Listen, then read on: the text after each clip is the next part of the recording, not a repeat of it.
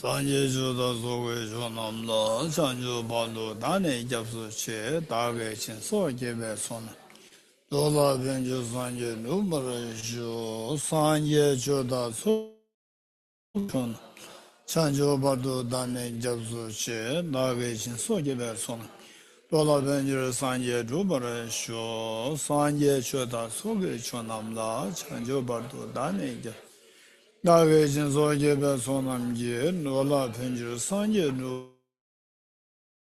Sanje Choda Soge Tancho Dane Japso Che, Nage Jin So Kebe Sona. Dola Benjer Sanje Drubara Sho.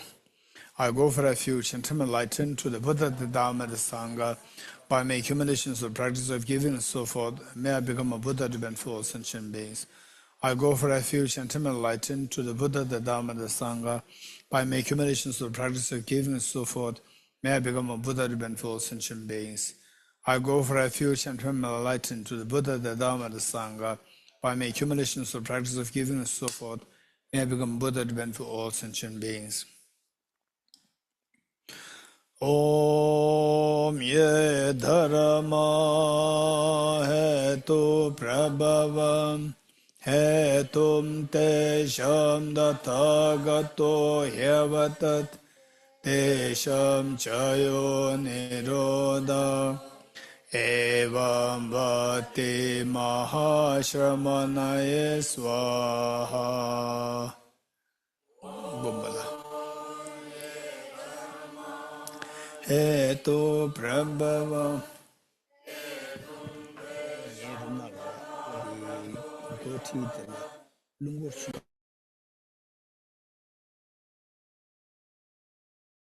Ati mahashramanaye swaha. Om ye dharma hetu prabhava hetum te sham dathagato hyevatat te sham chayo nirodha evam bhati mahashramanaye swaha. 3 or 2?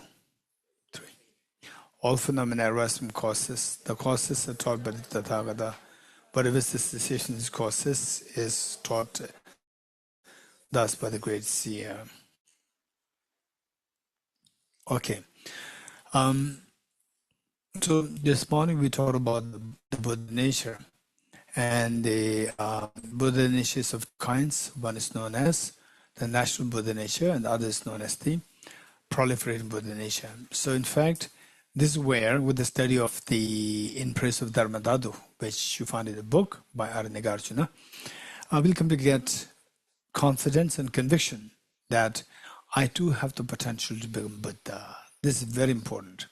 When that happens, that the feeling of the hopelessness will all disappear. Oftentimes, people have this issue that when things really don't really go the way you wish, then we feel so demoralized. And where you feel the Buddha nature, where you get conviction that the Buddha nature is a reality. And in fact, in my life, I've really observed different people, and particularly while going to give teachings to the people, what I sense is that the time that I first met some of them, and their IQ seems quite low, and the IQ seems quite low, and but when the person is being very consistent, the person is being consistent, then we see that the person can grow so fast.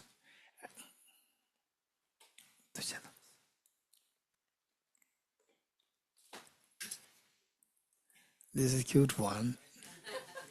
It came from India and it traveled everywhere. Yeah.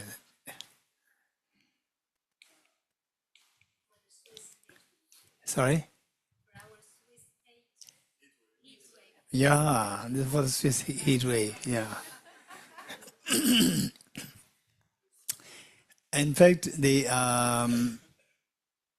say particularly when I teach or when I give talks, then my body heats up, and then I need the fan. At one point, the Tibet staff, they really suffer a lot. You know how?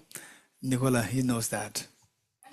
And it was in Delhi, he goes to 46, and then when the temperature dips, it goes like sometimes not minus, sometimes 40 degrees centigrade.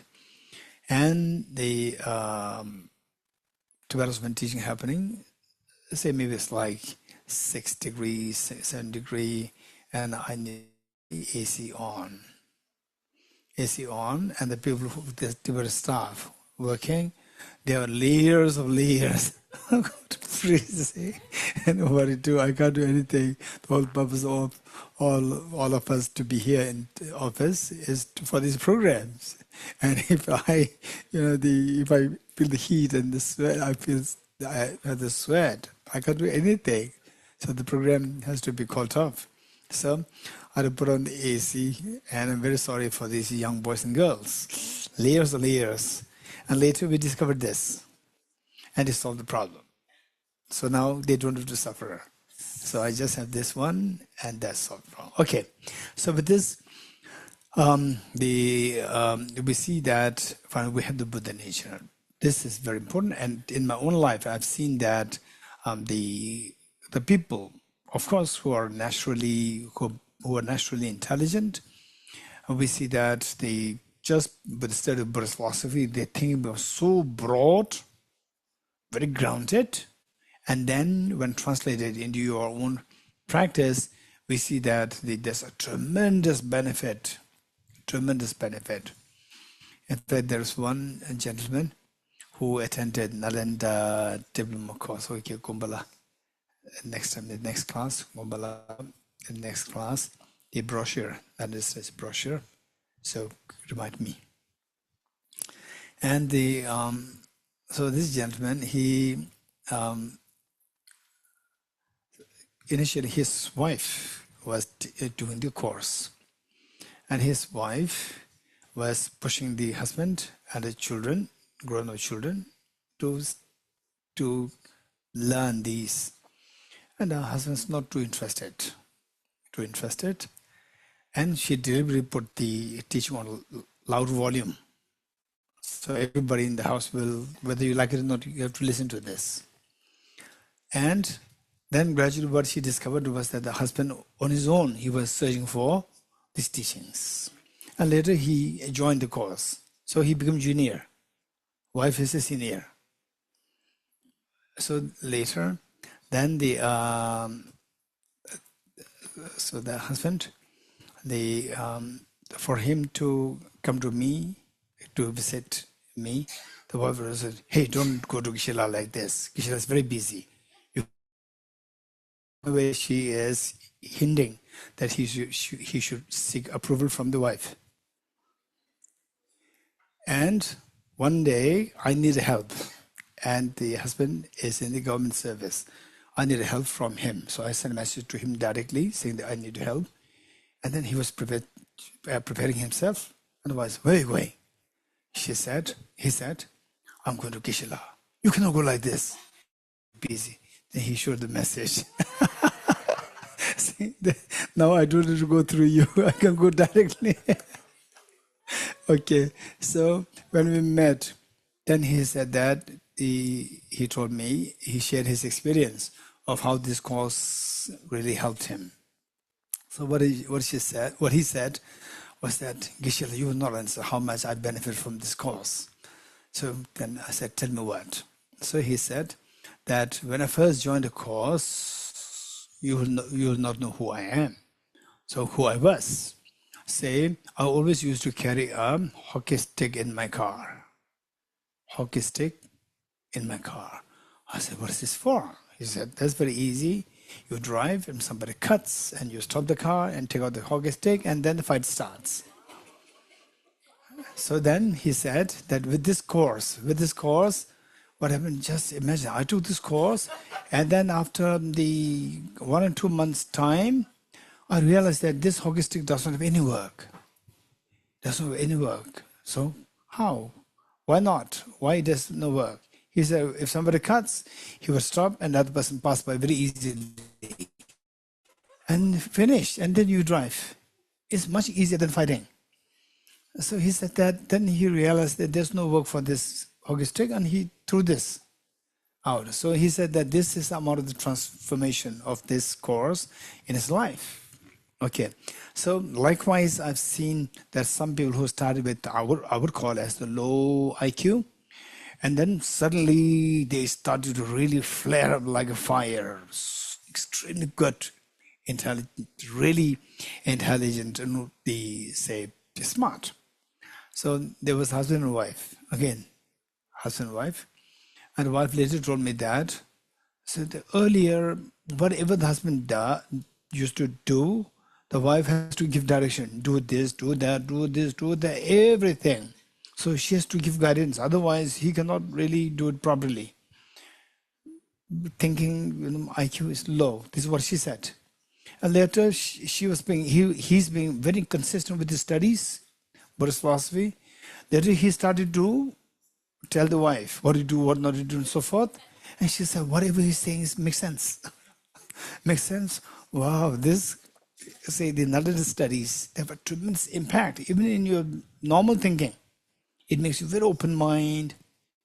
It makes you think very sensibly. So this is a benefit. So what I'm saying is that the most important thing is not about what is your level of the IQ. What is required is the consistency, number one.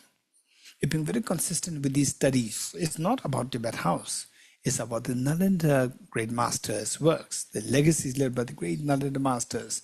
So these, if you study systematically, you will really shine. This is the reality. So having said this, to have confidence in one's own Buddha nature, this is so important. Once that happens, then if that manifests, was the benefit.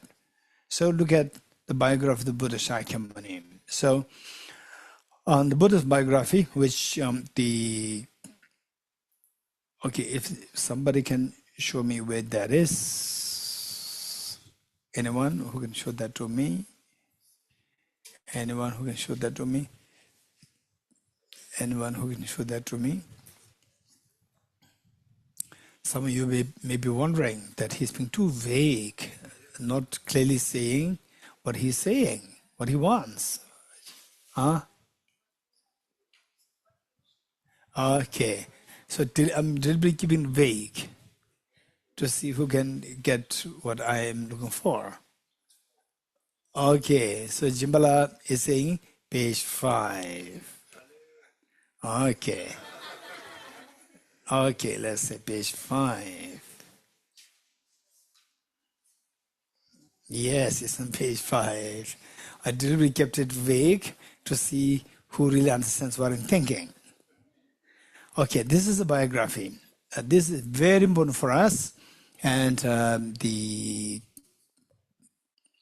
okay, so if you can turn to the the 4, which reads, the one who has transformed into the reliable guide, motivated by altruism to benefit sentient beings, the teacher, Sugata, and protector to your prestations. This is just like 2 lines. In Tibetan, it is Semar Gyurba Dola Pensheba Dumba Deshi Gyurba Chance Nen. Just 2 lines. And if you want to continue the next 2 lines, talking into door, let's have it. Semar Gyurba Swishin Shebar Cha. This is the full Tibetan 1 verse. So this is actually a word of salutation composed by Acharya Dignaga. Acharya Dignaga is like the 6th century AD. 6th century AD, a great Indian Buddhist, the psychologist, a philosopher, and a meditator. So we need to know these stories behind and also the concepts. These are the real solid, the factual points related to the Buddhist teachings, and that too more from the So the technical aspects. At the same time, the background story is also there. So Acharya Dignaga, what happened was that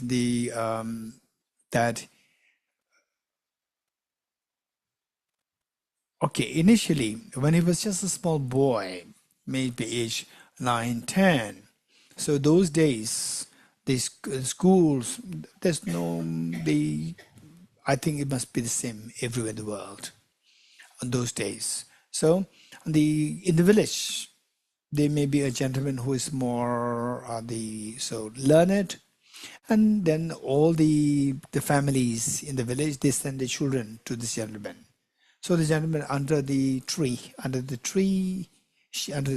of the tree, the gentleman sits, and all the students, that is their class, that is their school. This is also known as a Gurukul school. And one day, the teacher taught something, and that evening, so this, the author of this verse, Acharya Dignaga, in Tibetan, Lobin Cholang in Tibetan, in English, in Sanskrit, Acharya Dignaga. So he was just about like 10 years old.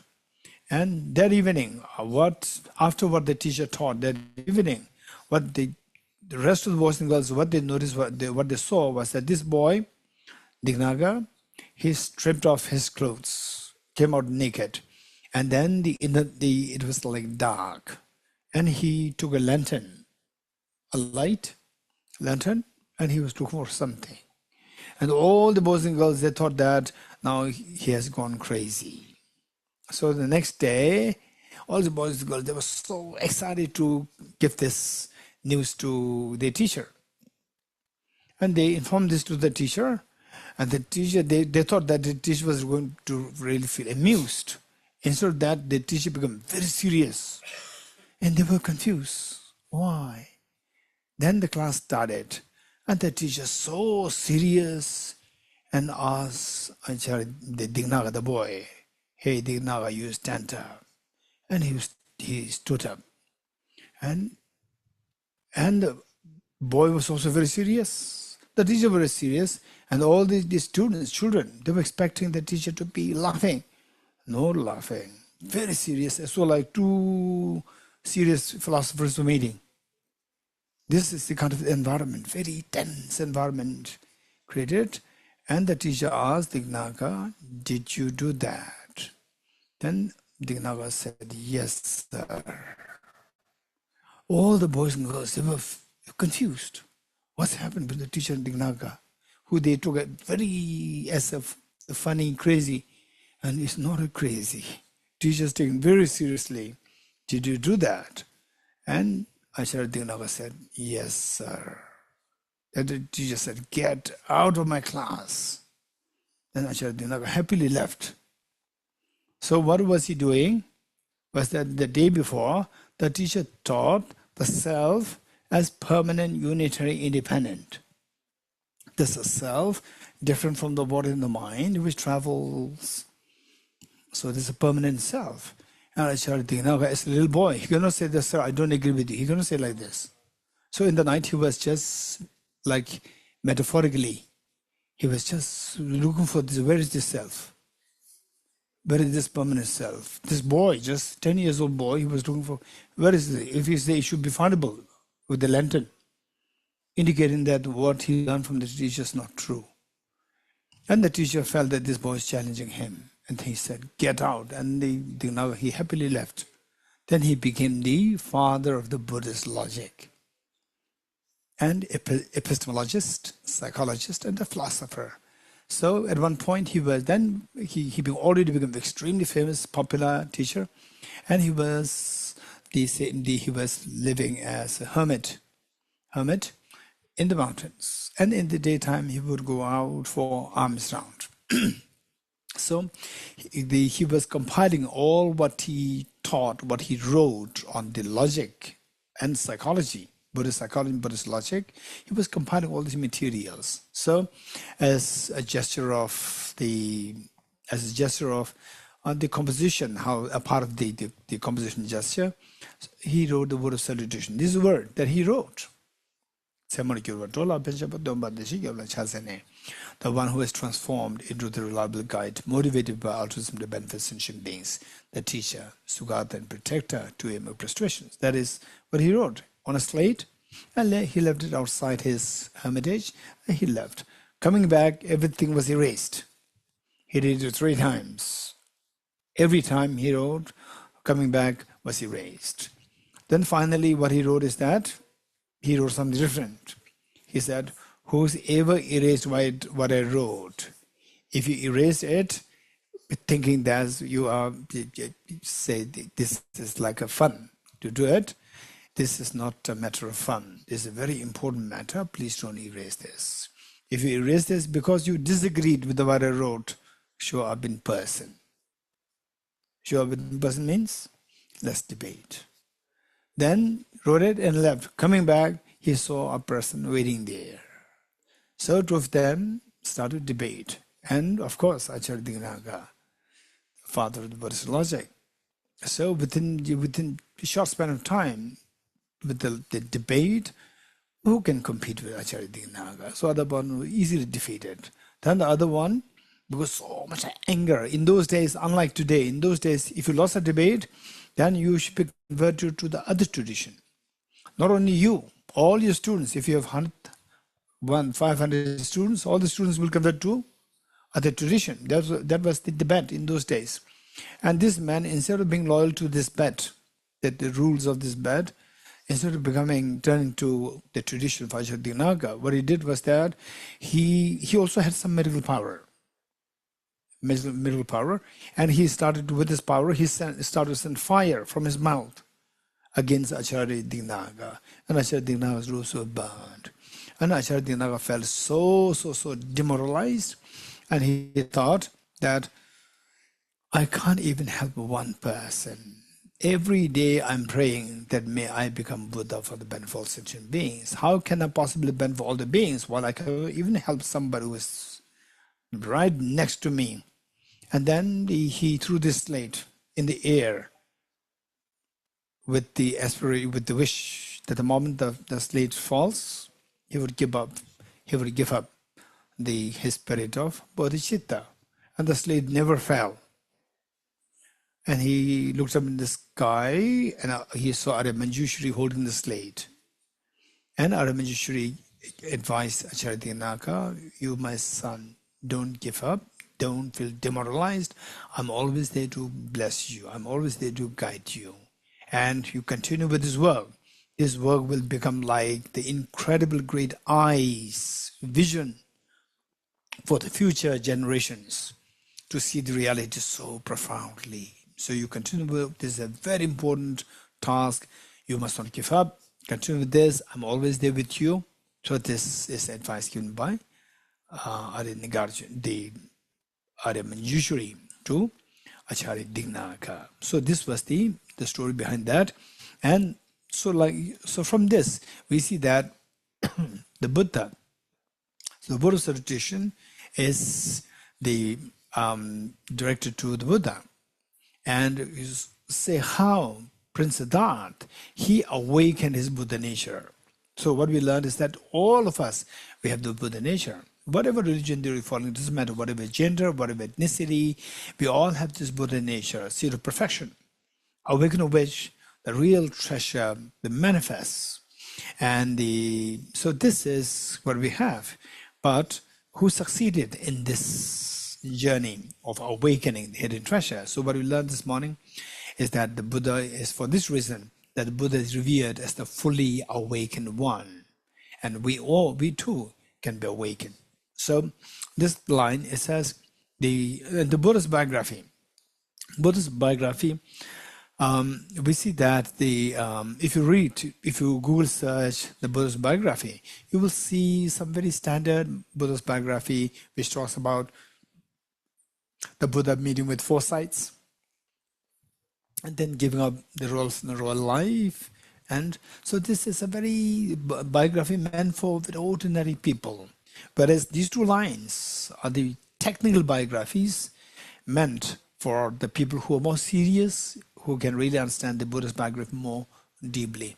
For me, when I first read the Buddha's biography, which is really available in the markets, so there I got a feeling that always I've been hearing that the Buddha is born, Prince Siddhartha was born as extremely intelligent, the prince, extremely intelligent, very compassionate.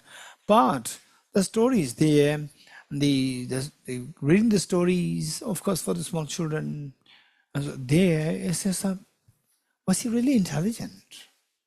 Because it says that Channa meaning the charioteer, the one who drove the Buddha to different places in this horse chariot.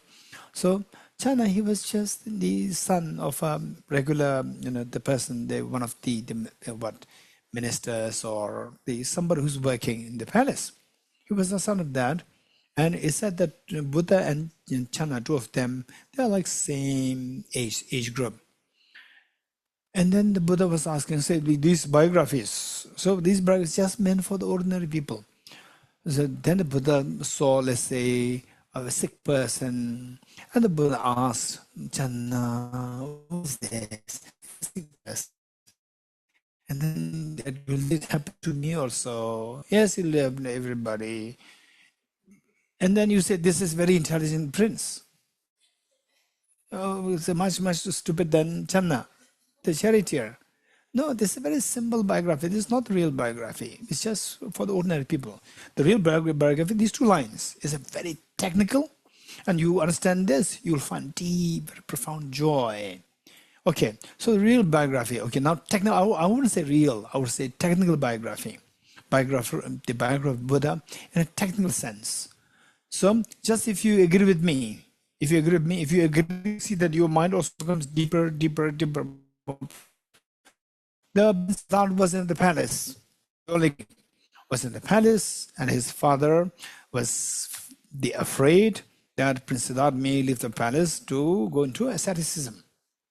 This was the father's fear. That was real.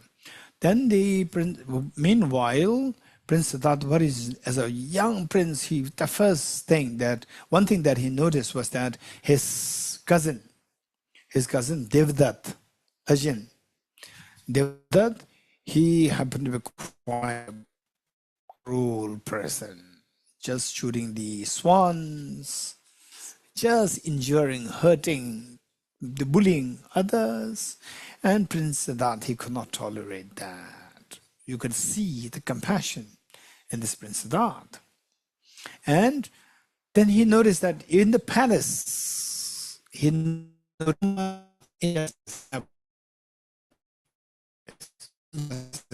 family members, they are bullying the commoners who work in the palace. And he could not tolerate. He was always in defense of these commoners against his own family members. One.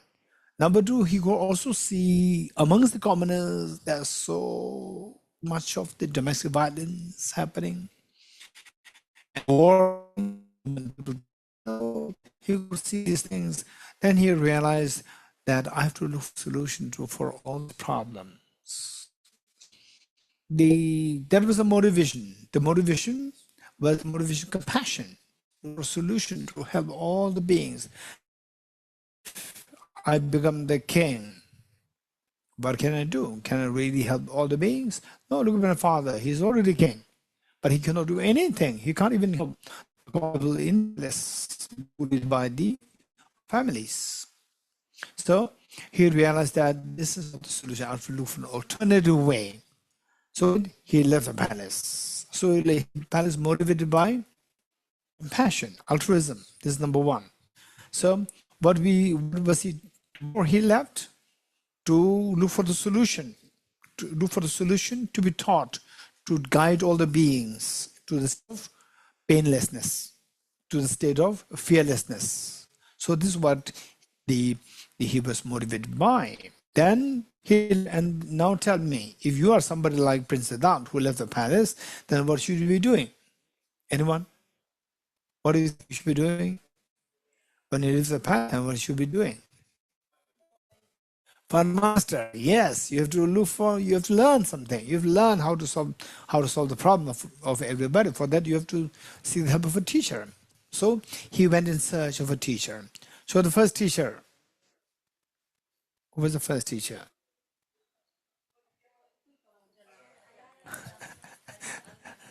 Okay, so where was it? It was in France. I think it was in France. People find it very difficult to pronounce. What's the river name? Swiss river. The whole now I find it difficult. French people and most like Swiss also, they find it very difficult to pronounce the two teachers' name.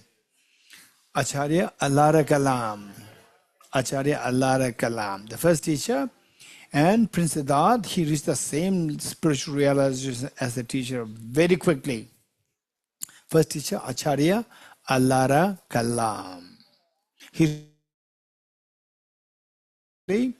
And he asked for more teachings. And the teacher said, oh, you already know everything. There's nothing extra. So now stay with me. All my students are your students. Guide them.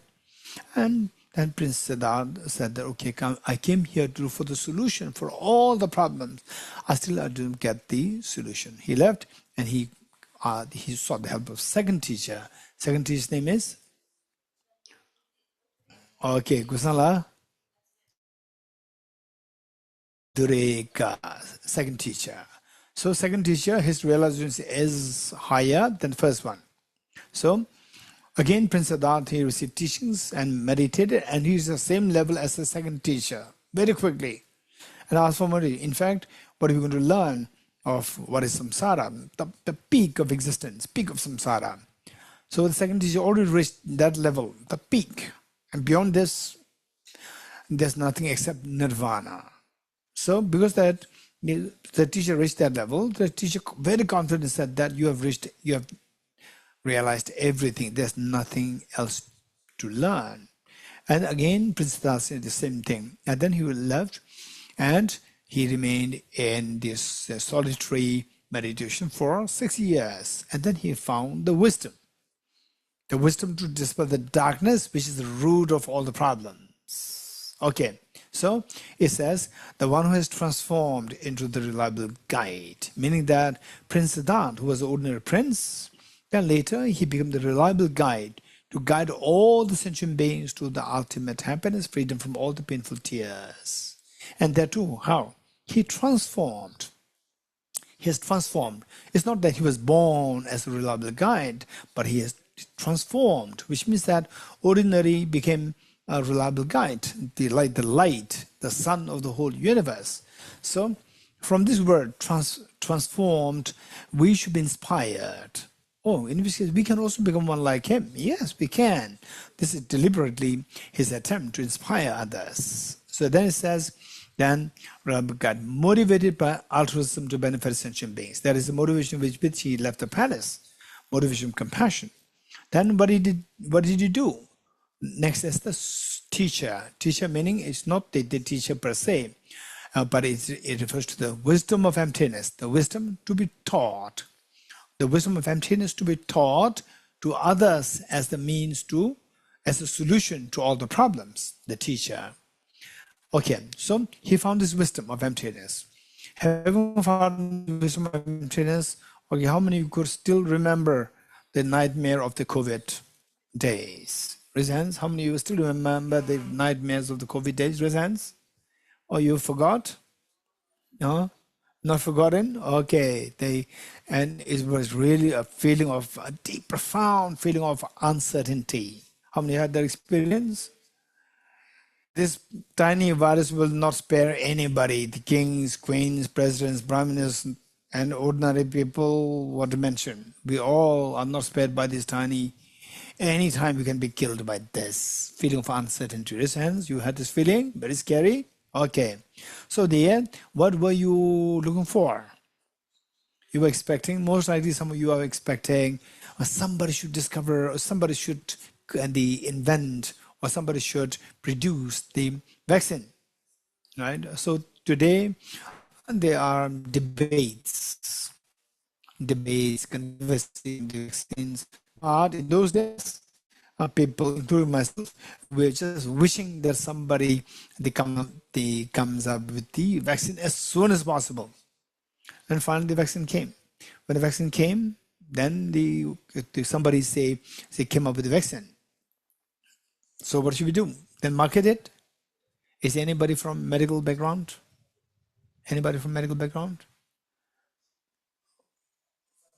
Huh? Kusala, yes. Okay, Kusala, tell me, say if somebody, yes, Pasala, okay, say you found the vaccine. Somebody says, I found the vaccine. So what should we do? We market it directly? Yes, you have to go through the tests. We have to go through the trials, human trials, to prove the efficacy of the vaccine. So then the Pfizer says 95%. Pfizer, 99, not 99, no, 95, I think, 95. So it's 95% the efficacy. Okay, so then this has to go through trials and tests. Likewise, Prince Siddhartha, after having found this wisdom, he first tested it on himself and meditated on this wisdom of emptiness. So just imagine, okay, this is very important. 5,000 years ago, 10,000 years ago, artist circle, how many of you would tell me that, how many of you would agree with me that 5,000 years ago, 1,000 years ago, artist circle, the icebergs, they were so strong, firm, and people those time will never get a thought that one day even these will melt. Presents? Yes. Okay, what happens? 5,000 years later, 10,000 years later, today, 2026, we get the news that even the icebergs in the Arctic Circle, they are melting. Glaciers are retreating. You're getting it? Melting. So, iceberg those days, 5,000 years ago, very strong, and then you can build the houses on top of this stack. These stories after stories after stories. You stack these things.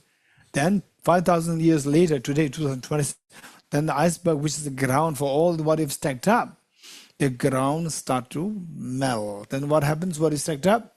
What happens to those things which are stacked up? They will all collapse. You're getting it? So self-grasping ignorance is like the iceberg on which you stack all the mental afflictions, contaminant karmas, and the miseries, all the painful tears you stacked up on this. When the iceberg melts, what happens? All the miseries crumble down. Miseries become zero. Okay. So this iceberg is the metaphor for our self-grasping ignorance. So this self-grasping ignorance, when exposed to the fire of the wisdom of emptiness, this iceberg melts. With this, all what is stacked up, inappropriate tension, which we'll learn in a while, or maybe at this afternoon, inappropriate tension, afflictions, all these, and finally miseries, they all crumble down, and your painful tears stop completely. Okay. It says the teacher, Sugata meaning that all the miseries stop, and then you feel the absolute peace. So Sugata, it means, Tibetan, the word is Deshik, Devarshakpa or Deshik, which means the one who has gone to the bliss of perfect purity. Let me repeat it. One who has gone to the bliss of the perfect purity. Your purified of, your mind is purified of all the mental defilements, and you've experienced the perfect bliss of the absolute purity. That is the Sugata. With this experience, so you have proven the efficacy of the wisdom. So with this, the confidence of the Sugatahood, then Prince Siddhartha went to protect the beings. It makes him the protector. Okay, let's say this, here, although it's just two lines in Tibetan, just two lines. Here we see that there's one main premise, one main thesis, and the four premises to prove the thesis. The thesis is like the conclusion, what Acharya Digna is trying to explain, trying to say that each one of us, we can become the reliable guide. We can become enlightened, just as Prince Siddhartha has transformed into a reliable guide. That is the main thesis. Then, of course, how did Prince Siddhartha, how did Prince Siddhartha become the reliable guide? How did it become?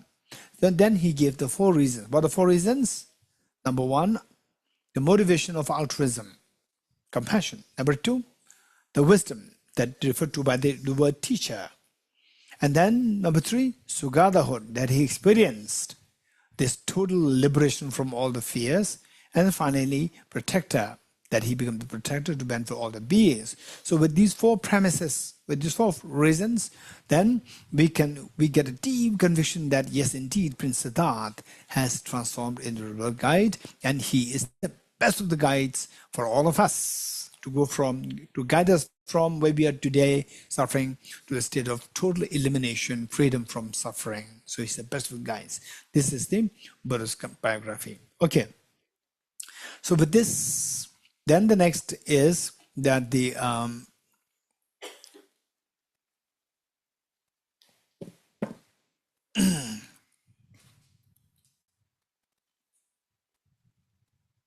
okay, quickly.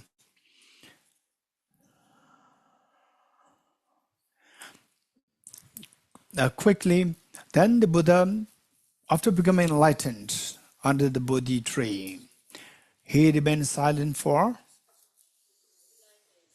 49 days. He remained silent for 49 days after becoming Buddha under the Bodhi tree. And so there, and the legend or the life story of the Buddha had it that the Buddha was spent like 1 week here, 1 week there, 1 week here, and so forth. This is how the Buddha spent his days, but not giving teaching at all for 49 days. Then the kings of the god and goddesses, the kings, 2 kings, Indra and Brahma, they, through their clairvoyance, they came to know that Prince Siddhartha has attained Buddhahood, and yet he is not giving teachings, yet he is not putting effort to liberate beings from misery to the absolute peace or nirvana. So they were concerned, and these 2 kings of the god and goddesses, they descended. They went to Bodh Gaya, paid respect to the Buddha, to his feet, and then requested to please don't remain silent, please turn the will of the Dharma. Then the Buddha uttered 1 verse in Tibetan, Sashi to do so dumache, duzitabu chuju kuyunye, sula tenya kor minupe, memanaga nasu nebracha. So in English, profound, peaceful, elaboration-free, clear-lighted, non-compensate. Such a nectar dharma is what I've discovered. Finding no one to fathom this teaching, in silence I'll retire into woods. So this is what the Buddha said. Again, Indra and Brahma, they made more prostrations to Buddha and requested, beseech the Buddha, please don't remain silent, please turn to the Dharma. And Brahma offered a wheel, symbolic of requesting Buddha to please turn the wheel of Dharma. And Indra offered a conch, symbolic of requesting Buddha to please blow the conch of the teaching, the wisdom to all the beings that they are liberated from suffering. So finally, then Buddha headed towards Varanasi and gave the teachings. Okay, so this teaching, and the Buddha started to give, it came to be known as the 3 turnings of the will of Dharma. The turnings of the will of Dharma, and 3 of them. Turnings of the will of Dharma, and 3 of them. Broad is being 3 of them. But keep in mind that it's not that, but they gave only 3 teachings. This is not reality, because wherever the Buddha goes and people continue to seek advice from him, and the Buddha gives the advice, that becomes the Buddha's teaching. So how many such teachings are there? So total it says 84,000. 84,000, and what is the unit? So it's just the 84,000 of the Buddha's teachings. And some sources say 80,000. 80,000. Some say 84,000. Okay, anyone, you know the reason? Just raise your hand if you know. Okay, and raise your hands. Anyone? Okay. Yeah, there's a Tundula, and over there, your name? Stefano. Okay, and anyone else? over there. Okay, here. So, what's the reason?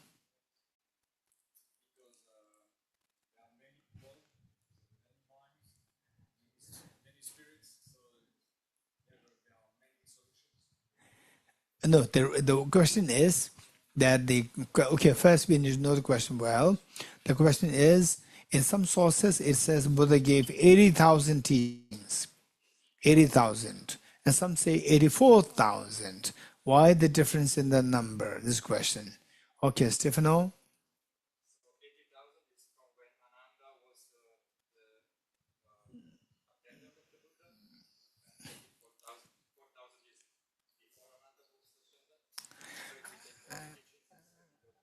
Perfect, perfect, perfect.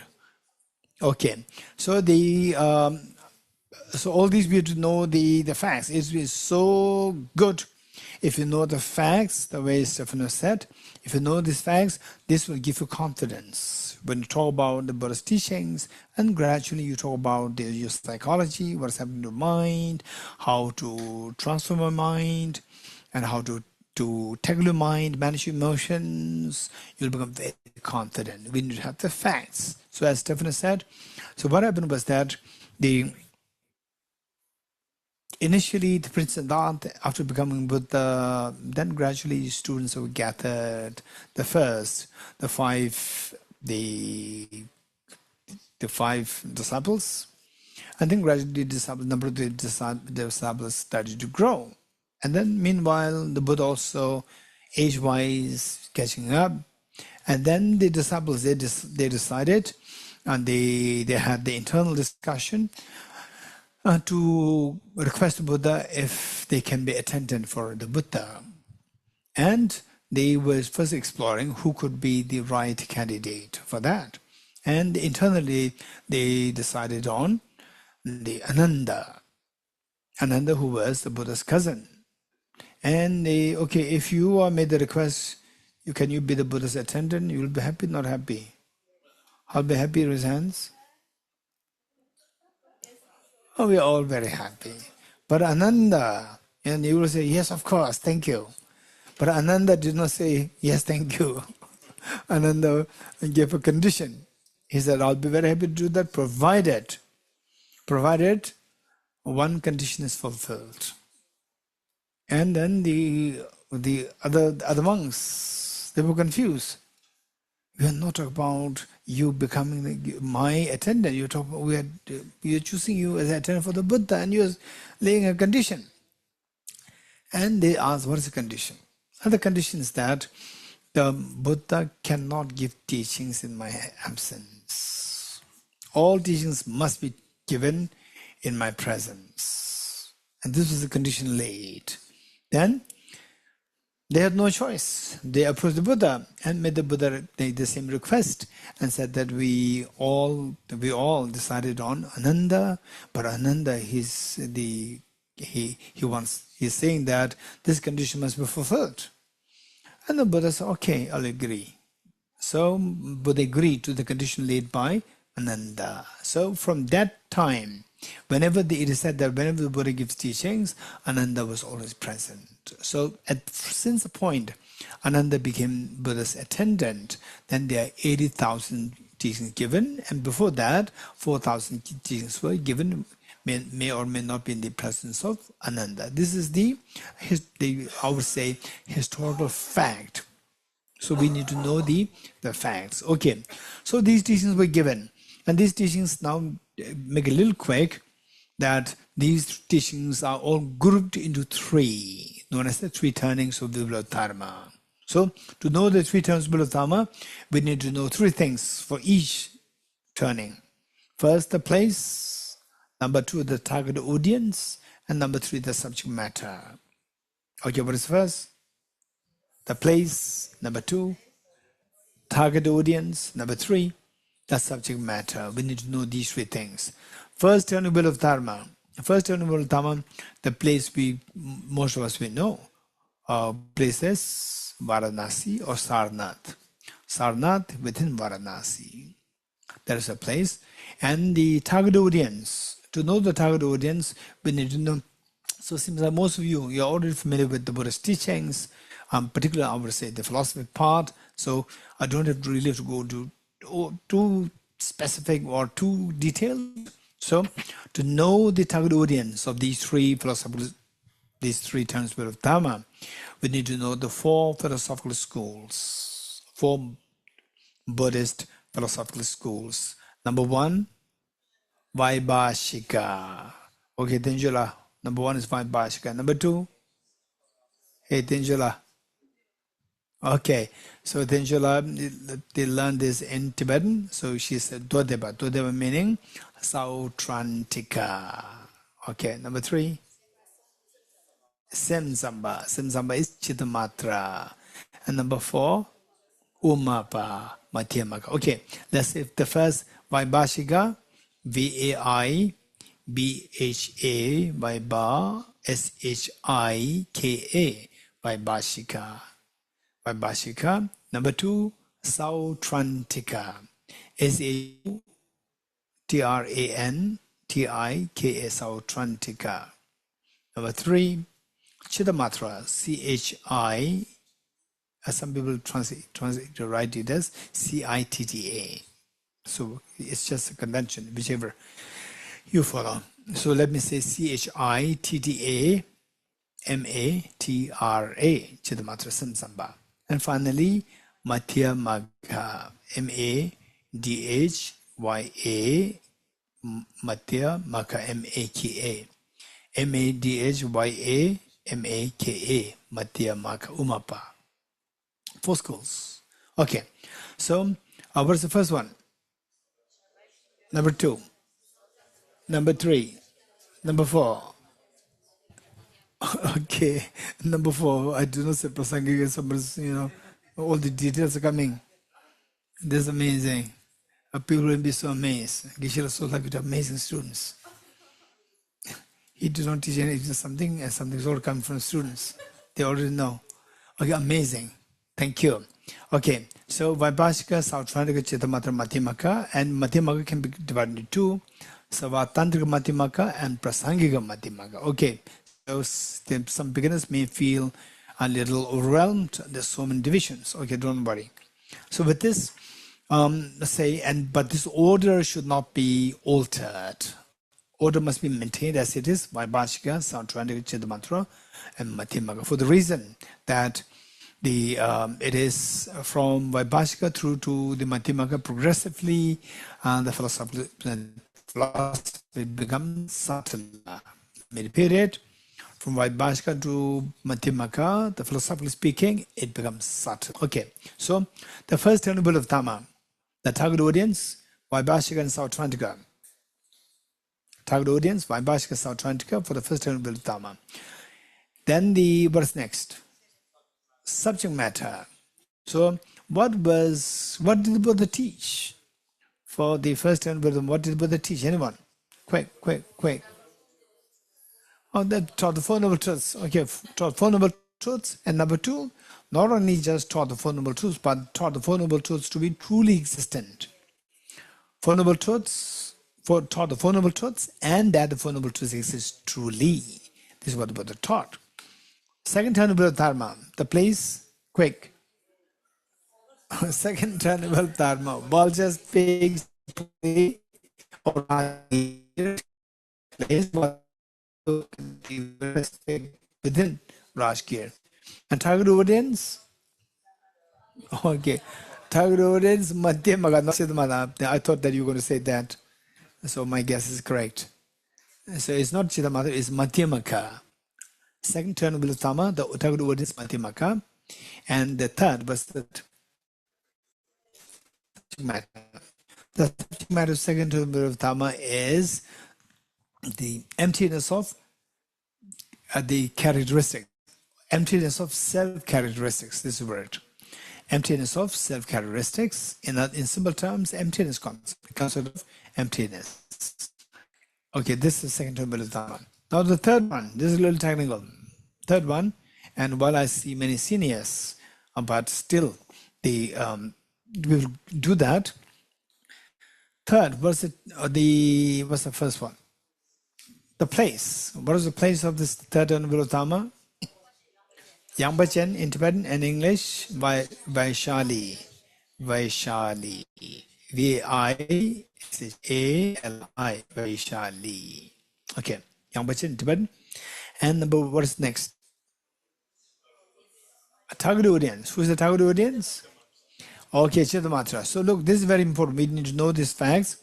Say, with respect to this, the target audience, third term of Dharma is little technical or sophisticated, little complex in ways that unlike the first and second, it's not too direct. It requires the other background information, extra background information.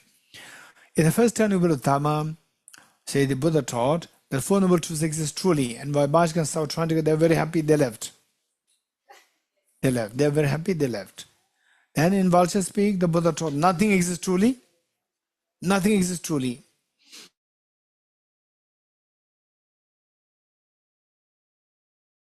Left now. Right? Vaibhashika, Sautrantika, Madhyamaka, they all left. They're very happy. And now Chittamatra left. They were confused. They were confused. So, third and will Dhamma in Vaishali, okay, this is very important. In Vaishali, what happened was that in the huge congregation, the Buddha presided over the congregation, and particularly it involved 10 bodhisattvas. There are many bodhisattvas. Of these, there were 10 there, 10 bodhisattvas, particularly 10, and they are all on the 10 bhumi. 10 bhumi meaning who are on the verge to become Buddhas. On the verge, Sachuba in Tibetan, on the verge to become Buddhas. So there were many bodhisattvas. Of these, particularly 10 were there, and these 10, they asked 10 different questions to the Buddha. 10 bodhisattvas on 10 bhumi, they asked 10 different questions to the Buddha, and some questions very interesting about the Buddha nature. And related, associated with the first turning and second turning of Dharma, the bodhisattva, who was that? Anyone? Who was that? Who was that bodhisattva? Okay, yes, Kumbhala. Wonderful. Bodhisattva Pramat Samudgatha. In Tibetan, Tundamyandapa. Tundamyandapa. In Sanskrit, Bodhisattva Pramat Samudgatha. Bodhisattva Pramat Samudgatha. So what he did was that, of course, he already knew what was the intention behind the Buddha teaching. The first turning, second turning, first turning where the Buddha taught Four Noble Truths exist truly, second turning where the Buddha taught nothing exists truly. He knew all the intents of Buddha. But on behalf of the Chittamatrin philosophers who were confused at that point, he stood up, made questions to the Buddha, and raised a question. So the Buddha, at first turning of Dharma, in Varanasi, the Buddha taught that the Four Noble Truths exist truly. And second turn of Dharma, the Buddha taught nothing exists truly. And since the Buddha, you are the fully awakened one, you're the omniscient one. There can be no mistake in you. There must be a reason why you taught this quality to your teachings. There must be a reason. We as well may request you to please explain this. Then the Buddha agreed.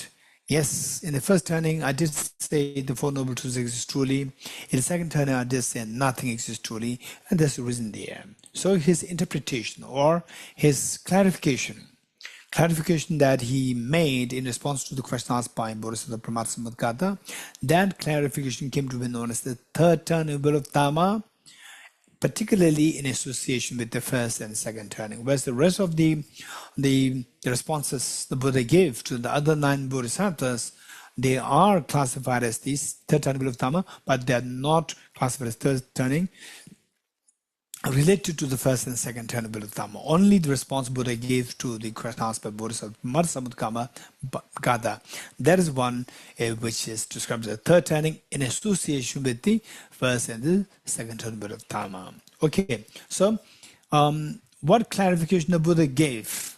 This is the question. But so in what way, what was the clarification Buddha gave to the question raised by Bodhisattva Pramatsamudgata? Okay, so this It's already 12:35. We will do this in the afternoon. Okay, so we stop this here. Ready? Page, I think 66, 56. Okay, page 56. Tage toje shageri so chon shenge meto de ge bonjombo sege numbo tabo jebe ko shaye yebo kela cha lo moni Mahamona Yeswaha Om Muni Muni Mahamona Yeswaha Om Muni Muni Mahamona Yeswaha Om Muni Muni Mahamona Yeswaha Om Muni Mahamona Yeswaha Om Muni Muni Mahamona Yeswaha Om Muni Mahamona Yeswaha Om Muni Muni Mahamona Yeswaha. Okay, 3 prostrations together.